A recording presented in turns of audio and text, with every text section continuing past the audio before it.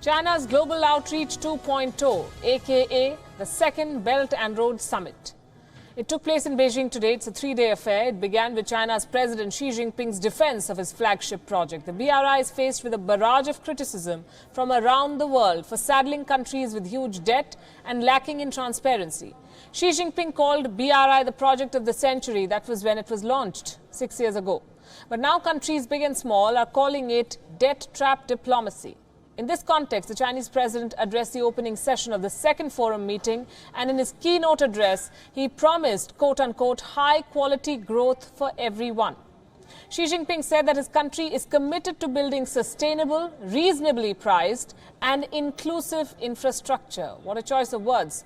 One that will help countries fully utilize their resources. Listen in. 不搞封闭排他的小圈子，把绿色作为底色，推动绿色基础设施建设、绿色投资、绿色金融，保护好我们赖以生存的共同家园。坚持一切合作都在阳光下运作，共同以零容忍的态度打击腐败。 Despite the marketing blitz, the second BRI summit is taking place with a lot less fanfare than the first one. That was in 2017. Still, heads of 37 different states and representatives from more than 150 countries are participating. Some of the prominent leaders in attendance include Russia's President Vladimir Putin and Italy's Prime Minister Giuseppe Conte. Italy recently became the first G7 member nation to join China's ambitious project. As part of the BRI, China is investing over $1 trillion in infrastructure projects, and that too across 3 continents, Asia, Africa and Europe.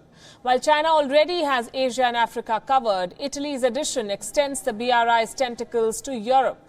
The United States, which has not joined the Belt and Road Initiative, has sent only junior officials to Beijing. India has chosen to boycott the summit again, mostly in protest against China's CPEC, that is the China-Pakistan Economic Corridor. The CPEC project is where China is building a road to connect its Xinjiang province, a Muslim-majority province, to Gwadar port in Pakistan's Balochistan.